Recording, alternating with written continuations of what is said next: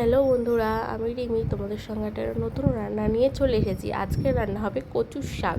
আমি কড়াইয়ে জল দিয়ে কচুটাকে সিদ্ধ করতে বসিয়ে দিয়েছি। কচুটা কেটে নিয়ে আগে ধুয়ে জল ঝরাতে দেওয়া ছিল, সেটা তোমাদের সঙ্গে শেয়ার করা হয়নি। আমি কড়াইয়ের মধ্যে যে কচুটাকে দিয়ে সিদ্ধ করতে দিয়েছি, এখান থেকে আমি ভিডিওটা আমার রেসিপিটা শুরু করলাম। যেহেতু আমি রান্না করছিলাম, ভাবলাম তোমাদের সঙ্গে কচু রান্নার শাক ভিডিওটা শেয়ার করা যাক। কিন্তু হ্যাঁ, এইটা করব মুগের ডাল দিয়ে, সেই জন্যই আমি রান্নার ভিডিওটা শেয়ার করছি। আর হ্যাঁ বন্ধুরা, আমার ঠান্ডা লেগেছে, ওই জন্য গলার ভয়েসটা খুব এরকম শোনাচ্ছে। আর আমি নতুন, যদি কোনো কিছু ভুল হয়ে থাকে তাহলে তোমরা একটু মানিয়ে নিও। আর আমি এক হাতে যেহেতু রান্না করছি আর এক হাতে ক্যামেরা ধরে রয়েছি, সেজন্য একটু অসুবিধা হচ্ছে, সেটা তোমরা মানিয়ে নিও। চলো বন্ধুরা, ভিডিওটা দেখতে থাকো। আর ভালো লাগলে লাইক, কমেন্ট, শেয়ার এবং সাবস্ক্রাইব করে দিও। আমি নতুন, আমার একটু পাশে থেকো বন্ধুরা।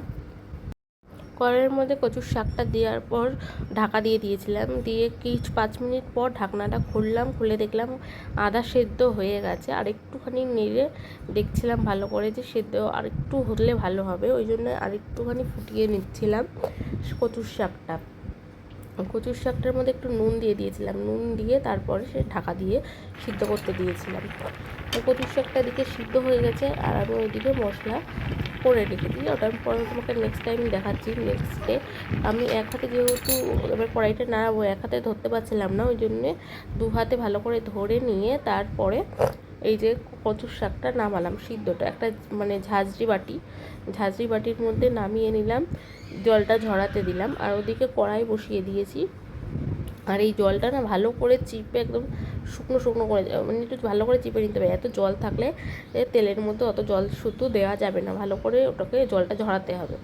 তেল দিয়ে নিলাম, এদিকে কড়াইয়ে পরিমাণ মতন তেল দিয়ে নিচ্ছি। আর মুগের ডাল দিয়ে যেহেতু করবো, তাই মুগের ডালটা আগে ভেজে নিতে হবে। তেলটা গরম হয়ে গেলেই মুগের ডালটা ভেজে নিতে হবে। আর বন্ধুরা, তোমরা কারা কারা মুগের ডাল দিয়ে কচু খেয়েছো, সেটা আমাকে তোমরা কমেন্টে জানাবে। এই যে একটা প্লেটের মধ্যে আমি জিরে, তেজপাতা, কাঁচা লঙ্কা, জিরা, শুকনো লঙ্কা একেবারে কেটে রেখেছি। আর এই যে মুগের ডাল, এটা মুগের ডালটা ভেজে নিয়েছি। আর হ্যাঁ বন্ধুরা, মুগের ডালটা আমার ভাজাটা বেশি হয়ে গেছিলো, একটু কালো কালো হয়ে গেছিলো, পুড়ে গেছিলো সবগুলো না, কিছু কিছু, তাই আমি সবটা দিইনি। আমি যেগুলো ভালো ছিল সেইগুলোই দিয়েছিলাম, আর বাদবাকিটা ফেলে দিয়েছিলাম।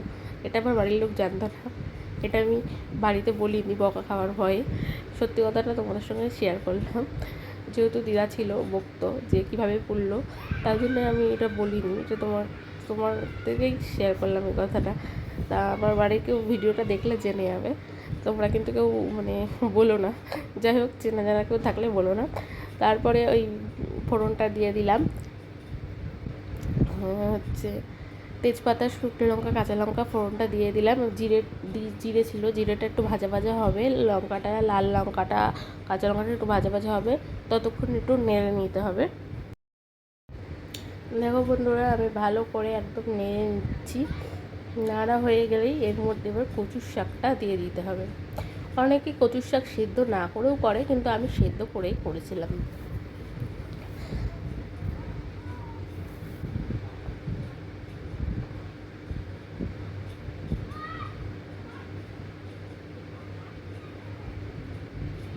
ভাজা হয়ে গেছে আমার, এবার কচুর শাকটা দিয়ে দিলাম। এবার এর মধ্যে নুন, পরিমাণ মতো নুন, হলুদ দিয়ে আবার ভালো করে নাড়তে হবে।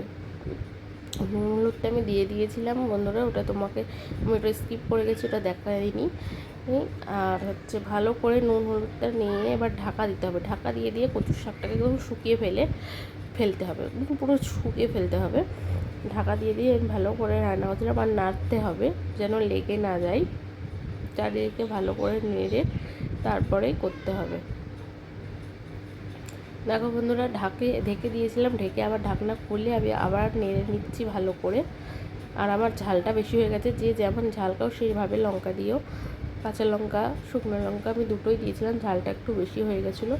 ভালো করে নেড়ে, কচুর শাকটা নাড়ার বিষয়, জলটা অনেকক্ষণ সময় লাগে রান্নাটা করতে, কিন্তু খুব সুন্দর খেতে, খাবারটা খেতেও আমার খুব ভালো লাগে। যাই হোক, দেখো আমি ভালো করে আবার নেড়ে নিলাম, নেড়ে আবার ঢাকা দিয়ে দেবো।